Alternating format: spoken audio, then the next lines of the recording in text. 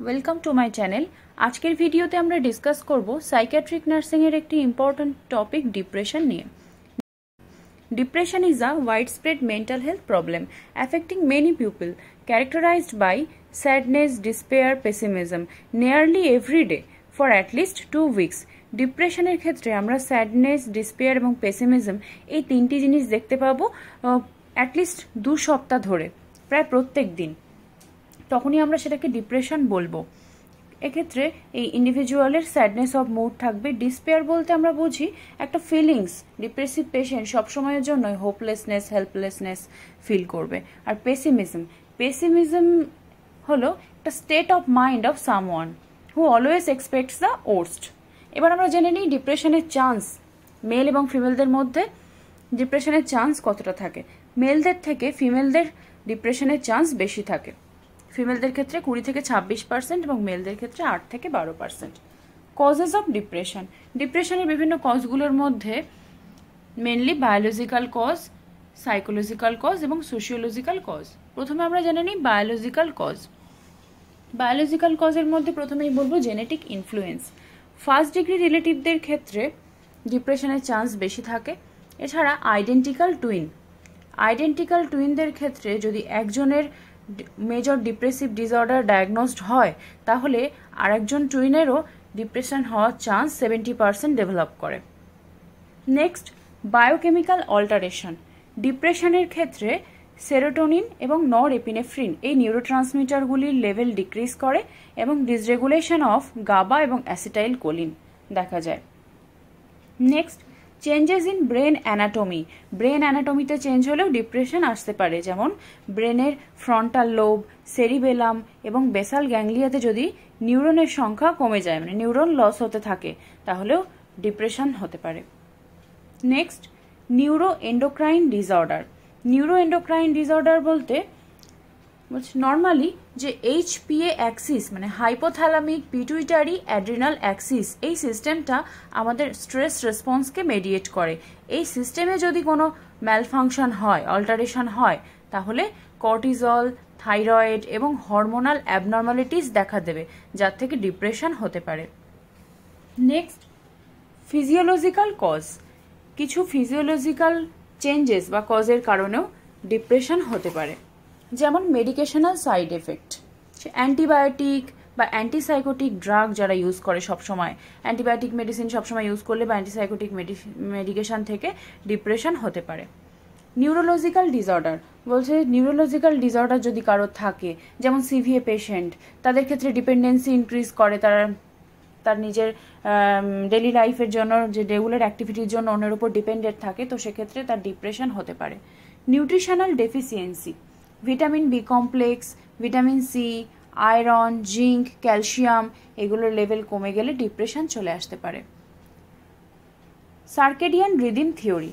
Circadian রিদিমটা হলো একটা সাইকেল, যেটা সার্কেডিয়ান রিদিম হচ্ছে একটা সিস্টেম যেটা আমাদের ডেইলি যে স্লিপ ওয়েক সাইকেল সেটাকে মেনটেন করে, অ্যাক্টিভিটি প্যাটার্ন, হরমোনাল সিক্রেশন এগুলিকে মেনটেন করে। এই সার্কেডিয়ান রিদিমে যদি কোনো চেঞ্জ হয় তাহলে ডিপ্রেসিভ ডিসঅর্ডার হওয়ার রিস্ক ইনক্রিজ করে, বা আদার মুড ডিসঅর্ডার যেগুলো আছে সেগুলির রিস্ক ইনক্রিজ করে। ইলেকট্রোলাইট ইমব্যালেন্স হচ্ছে সোডিয়াম, পটাশিয়াম, ক্লোরাইড বা ম্যাগনেসিয়াম, এইসব ইলেকট্রোলাইটগুলির লেভেল যদি নর্মালের তুলনায় ইনক্রিজ করে বা ডিক্রিজ করে। এবার আমরা ডিপ্রেশনের সাইকোলজিক্যাল কজগুলি জানবো। প্রথমেই জেনে নেব psycho analytic theory. According to Freud, loss of a loved object in oral sadistic phase of development. কোনো বাচ্চা যদি উইদিন 6 মান্থস তার লাভড অবজেক্ট থেকে ডিটাচড হয় তাহলে তার মধ্যে ডিপ্রেশন গ্রো করতে পারে। Next, behavioural theory, repeated losses in past. Next, defective cognitive theory.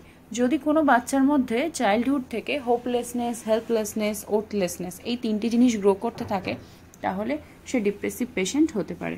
Next, learning theory, numerous failure in exam. বলছে কারোর যদি নিউমেরাস ফেলিওর হতে থাকে, বারবার কোনো জিনিসে সে বারবার ফেল করতে থাকে, যেমন এক্সামে বারবার ফেল করতে থাকে, তাহলে সে ডিপ্রেসিভ পেশেন্ট হতে পারে। এরপর আমরা জানবো সোশিওলজিক্যাল কজ। সোশিওলজিক্যাল কজের মধ্যে মেনলি আমরা জানি স্ট্রেসফুল লাইফ ইভেন্টস থেকে একজন ইন্ডিভিজুয়ালের ডিপ্রেশন গ্রো করতে পারে। স্ট্রেসফুল লাইফ ইভেন্টস যেমন ডেথ, প্রিয় কারোর ডেথ, ম্যারেজ, এছাড়া financial loss. Clinical features of depression. একজন ডিপ্রেসিভ পেশেন্টের মধ্যে আমরা কী কী সাইন্স এবং সিমটমস দেখতে পাবো? First, depressed mood. একজন ডিপ্রেসিভ পেশেন্ট সবসময় তার মধ্যে আমরা স্যাডনেস অফ মুড দেখতে পাবো, সে কোনো কিছুতে ইন্টারেস্ট পাবে না, loss of interest, loss of pleasure. Next, depressed cognition, মানে সে সবসময় হোপলেসনেস, হেল্পলেসনেস এবং ওর্থলেসনেস ফিল করবে। নেক্সট, সুইসাইডাল থট, তার মধ্যে সুইসাইডাল থট দেখতে পাবো কোন সময়? আর্লি স্টেজ, ডিপ্রেশনের আর্লি স্টেজে এবং যখন সে ডিপ্রেশন থেকে রিকভারি করবে, রিকভারি স্টেজে, এই দুটি সময় আমরা সুইসাইডাল থট দেখতে পাবো। ডিসঅর্ডার অফ বায়োলজিক্যাল ফাংশন, তার বায়োলজিক্যাল ফাংশনের অনেক ডিসঅর্ডার দেখা যাবে, যেমন অ্যানোরেক্সিয়া দেখা যাবে, ইনসমনিয়া দেখা যাবে, decrease libido, early awakening. Physical symptom, তার মধ্যে কিছু ফিজিক্যাল সিমটম দেখা যাবে, যেমন বডি এক, heaviness of head, back pen.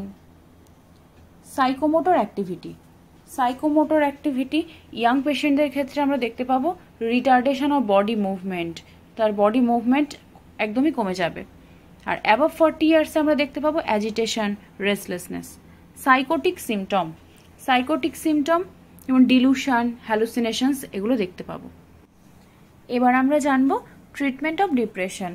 ডিপ্রেশনের ট্রিটমেন্টের ক্ষেত্রে কিছু অ্যান্টিডিপ্রেসেন্ট ইউজ করা হয়, যেমন এসএসআরআই, টিসিএ। এসএসআরআই হলো সিলেক্টিভ সেরোটোনিন রিআপটেক ইনহিবিটর, যেমন সিটালোপ্রাম। টিসিএ হলো ট্রাইসাইক্লিক অ্যান্টিডিপ্রেসেন্ট, যেমন ক্লোমিপ্রামাইন। এছাড়া কিছু ফিজিক্যাল থেরাপি ইউজ করা হয়, যেমন ইলেকট্রোকনভালসিভ থেরাপি। ইলেকট্রোকনভালসিভ থেরাপি কখন ইউজ করা হয়? সিভিয়ার ডিপ্রেশন এবং তার সাথে যদি সুইসাইডাল রিস্ক থাকে সেক্ষেত্রে ইসিটি ইউজ করা হয়। লাইট থেরাপি, এক্ষেত্রে সিজনাল ডিপ্রেশন রিমুভ করার জন্য পেশেন্টকে ডিউরিং উইন্টার আর্টিফিশিয়াল লাইট সোর্সে এক্সপোজ করা হয়। এছাড়া ট্রান্সক্রেনিয়াল ম্যাগনেটিক স্টিমুলেশন এবং ভেগাস নার্ভ স্টিমুলেশনও ইউজ করা হয়। সাইকোথেরাপি, ডিপ্রেশনের ক্ষেত্রে যে সাইকোথেরাপিগুলি ইউজ করা হয় সেগুলি হলো group therapy, light therapy, family and marital therapy, cognitive behavioural therapy এবং সাইকো অ্যানালাইটিক সাইকোথেরাপি।